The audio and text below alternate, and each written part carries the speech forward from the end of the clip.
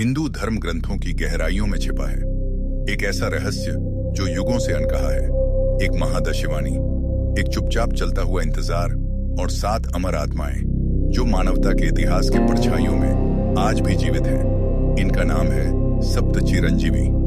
ये वे 7 दिव्य आत्माएं हैं जिन्हें स्वयं ईश्वर ने अमृत का वरदान दिया था। पर यह अमृतता किसी व्यक्ति की उपलब्धि या गौरव के लिए नहीं थी।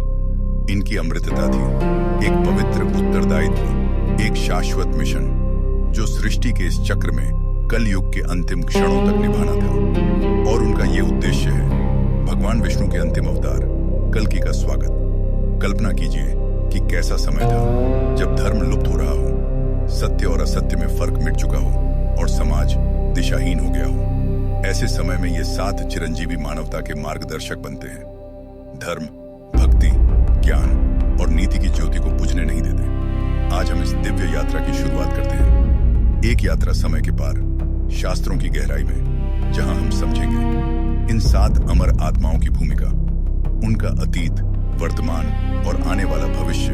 हमारी यात्रा की शुरुआत होती है अश्वत्थामा से। गुरु द्रोणाचार्य के पुत्र महाभारत के युद्ध में जब नैतिकता और नैराश्य की रेखा धुंधली हो गई, तब अश्वत्थामा ने उठाया ब्रह्मास्त्र और बन गया, क्रोध का प्रतीक जो न्याय और अन्याय के बीच झूलता रहा। श्री कृष्ण ने उसे अमृता का श्राप दिया, न कभी मृत्यु न कभी शांति। उसकी माथे में जरा दिव्य मणि भी उससे छीन लिया गया और उसे कहा गया, तू युगों युगों तक इस धरती पर भटकेगा, मानवता के पतन का साक्षी बनकर।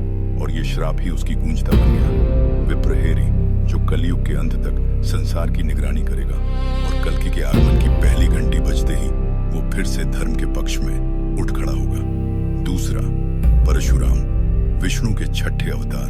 परशुराम एक ऐसा नाम जो स्वयं युद्ध और तपस्या का संगम है। उन्होंने 21 बार पृथ्वी को क्षत्रियों से मुक्त किया, अपने पिता की मृत्यु का प्रतिशोध लिया, पर फिर अपने क्रोध को त्याग दिया। किंतु वे संन्यास नहीं लिए। उन्होंने योद्धा बनना छोड़ा नहीं, बल्कि गुरु बन गए।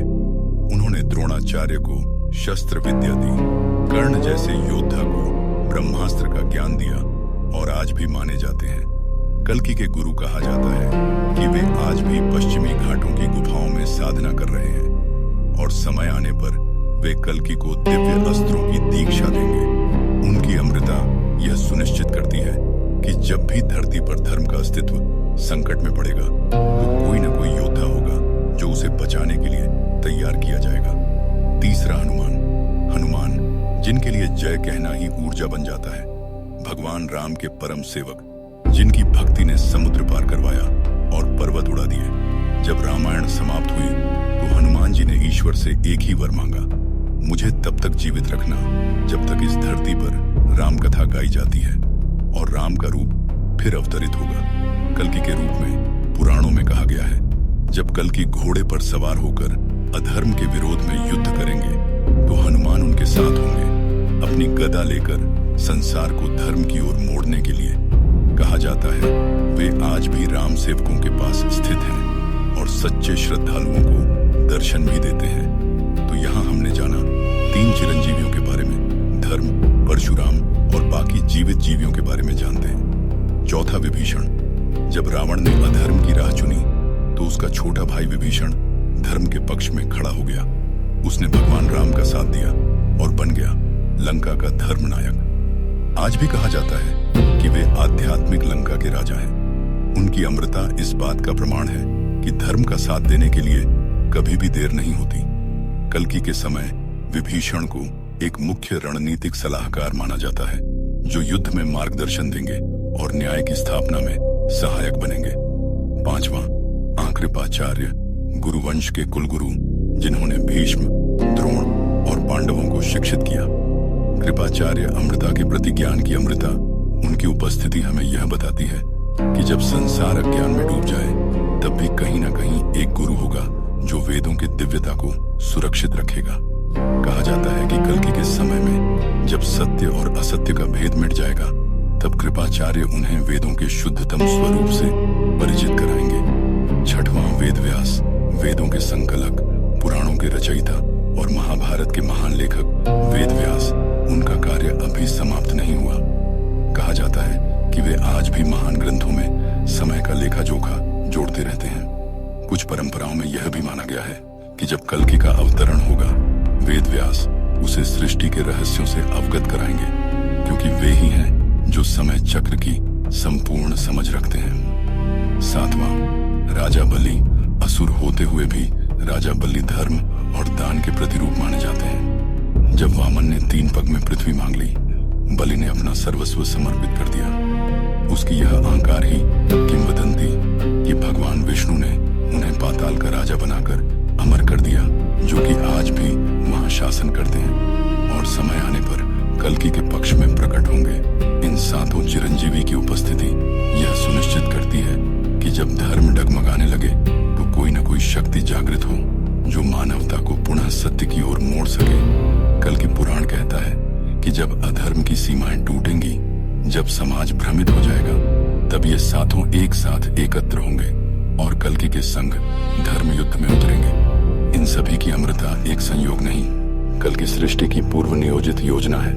और यही है सनातन धर्म का चमत्कार कि जब मानवता हार मान ले, तब भी कुछ ऐसे दिव्य प्रहरी होते हैं जो पीछे खड़े होकर आगामी पुनरुत्थान की नींव रख रहे होते हैं। शास्त्रों में यह कहा गया है, यदा यदा ही धर्मस्य ग्लानिर्भवति भारत पर। आज के युग में यह अवतरण केवल ईश्वर का नहीं, बल्कि हम सभी की जागरूकता का भी आह्वान है। क्या हम इन 7 चिरंजीवी की कहानियों से कुछ सीख सकते हैं? क्या हम अपने भीतर भी कोई ऐसा तत्व खोज सकते हैं जो धैर्य, भक्ति, त्याग, नीति और विवेक से जुड़ा हो? क्योंकि चिरंजीवी केवल बाहर नहीं है, वो हमारे अंदर की चेतना को भी जगाने आए हैं। साथ हमारे आत्माओं का होना सनातन धर्म की इस सिद्ध का प्रमाण है कि हम मिट सकते हैं, लेकिन सत्य कभी नहीं मरेगा। इन चिरंजीवियों की उपस्थिति हमें याद दिलाती है कि युग चाहे जितना भी बदल जाए, पर ईश्वर के सैनिक सदा सजग रहते हैं। यह अमृता कोई वरदान नहीं थी, बल्कि एक जिम्मेदारी थी 7 प्रहरी, जिन्हें युगों युगों तक जागते रहना है, ताकि जब संसार अत्यंत झुड़ पर हो तो वे उसे अवतार का मार्ग प्रशस्त कर सके। कई लोग कहते हैं कि ये केवल मिथक हैं, 7 चिरंजीवी, अमर योद्धा, अनंत जीवन। क्या कभी सोचा है, अगर ये केवल कहानियां होती तो हर युग, हर संत, हर शास्त्र इनका नाम क्यों दोहराता? क्या मिथक इतने दृढ़ता से जीवित रहते हैं, या फिर इनमें कुछ ऐसा है जो हमारी आत्मा के सबसे गहरे भाग को छू जाता है, जहां विश्वास जन्म लेता है? देखिए, चिरंजीवी केवल अमर नहीं है, वो युग धर्म के दीपक हैं जो तब तक जलते रहेंगे जब तक काल की रात समाप्त न हो जाए। जब आप घर में दीप जलाते हैं तो उसका प्रकाश भले ही छोटा, पर अंधकार को पराजित करता है। यही काम चिरंजीवी कर रहे हैं। वो अंधकार में युग में भी धर्म के लौ को बुझने नहीं दे रहे। इस सनातन यात्रा में हमारे साथ जुड़े रहिए, क्योंकि ये कहानी केवल शास्त्र की नहीं, बल्कि आत्मा की है।